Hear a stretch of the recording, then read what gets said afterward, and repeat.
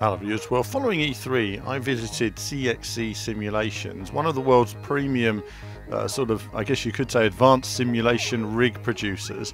I visited their facility for a tour and for a chat with the CEO, Chris, to find out more about the company, where it's come from, a bit about their product range and where they're going. And let's see what he had to say.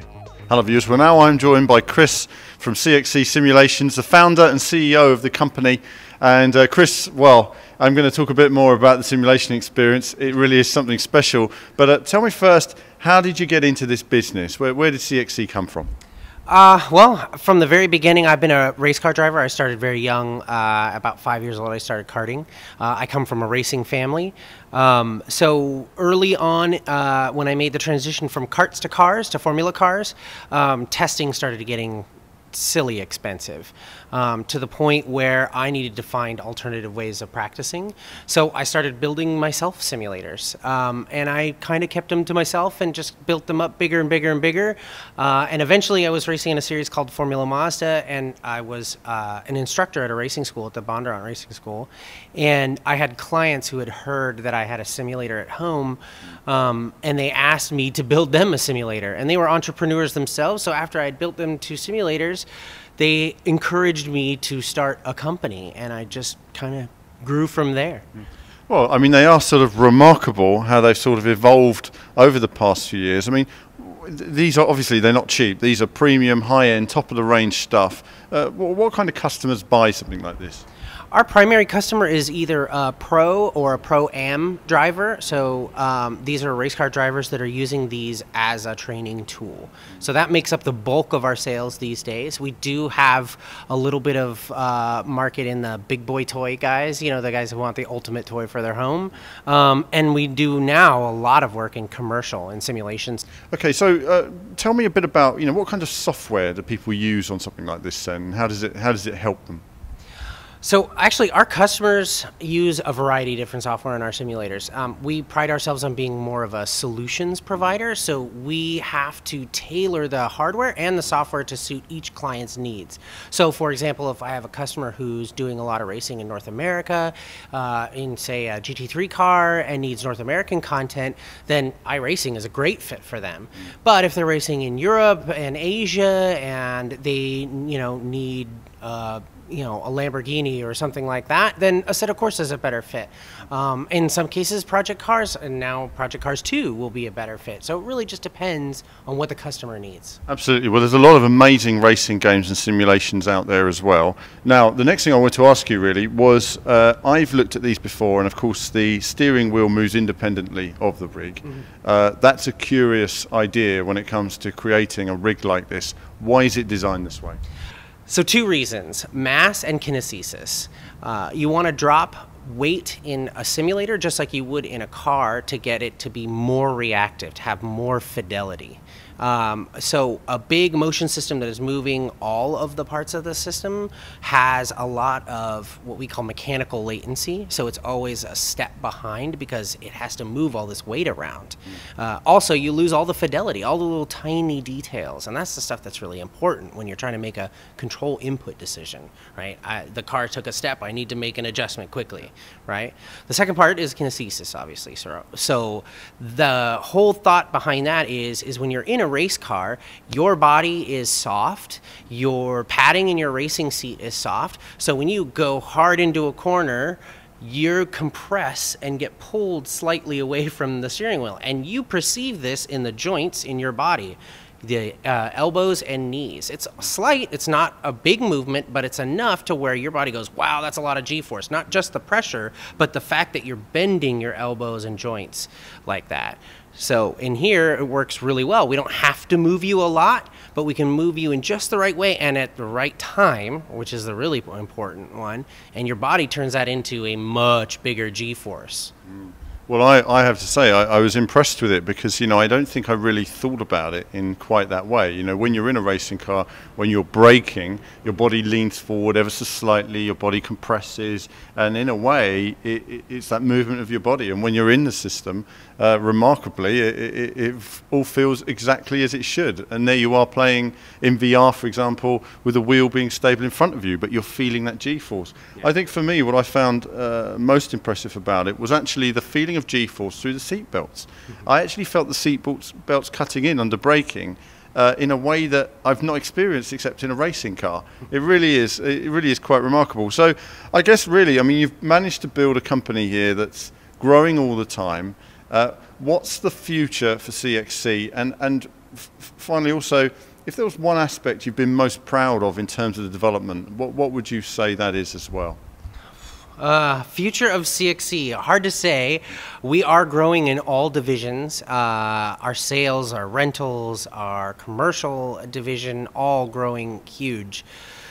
Development-wise, we have a lot of things in the pipeline right now. A lot of stuff I can't talk about, but we'll be announcing soon. Our new software division is really taking off in developing venue management solutions and simulator control solutions that really take complex simulator technologies and make them easy to use and quick so that you can just get on with driving. And for our customers, that's a really big thing. Most proud of in the development of the sim, I would say the team, honestly. We have an amazing rock star team here. We have everyone from really good software development guys to IT guys to our production guys. Everyone really understands the level of detail that we need to go to and just goes that extra little bit. We're all racers here. We all race actively, almost everyone in the shop now, even to the guy that sweeps the floors.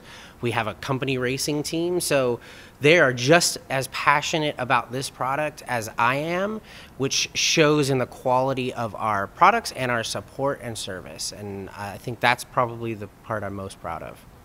Well, I tell you, Chris, it's an incredible achievement here, what you've built. It truly is one of the most premium systems, the most premium system I've ever sat in by some margin. It's a testament to the growth of the business, and thank you very much for your time. Hey, thanks for coming to visit. Well, thanks to Chris for his time. It really is an impressive facility. I mean, firstly, the facility and the production is very impressive that you see, all these different rigs being produced, extreme amounts of detail. But then you sit in the rig and he says to me, be careful when you crash because the steering wheel can break your wrist. That's quite an interesting feeling when you're getting in there. There's suddenly a feeling of vulnerability. So I decided to, and I'll mention this again actually on the race run video as well. So I started off by just sort of, I'm racing on iRacing. I don't play iRacing these days, so I started off in a car, and a course I know well, of course, which is Spa, and I build up my lap times, and before you know it, you're just throwing the car into the corners and you're quite comfortable with it. The force feedback was on full, so it was quite powerful, and it was very impressive with the triple screens. But it's not until you move to the VR that it really felt immersive in the terms of, I've always been concerned that the seat's moving but the wheel isn't. That looks weird to me. And it's not until you're in the VR that you realise just how much it's conveying a sense of reality, because of course your body is moving, you are braking into the corners, everything else like you would in the simulation. But also in terms of the VR with all the movement, it took a bit of time I was a bit lower in the car, so my braking points just looked slightly different to me, so it took a few moments to accustomize myself to that. But then I was taking corners, for example, you've got the hairpin, I was really cutting in close to the wall. I couldn't do that as much with the triple screens. I could gauge it more in VR. There's just little things in VR that you can gauge sort of corners and height and motion just a little bit better.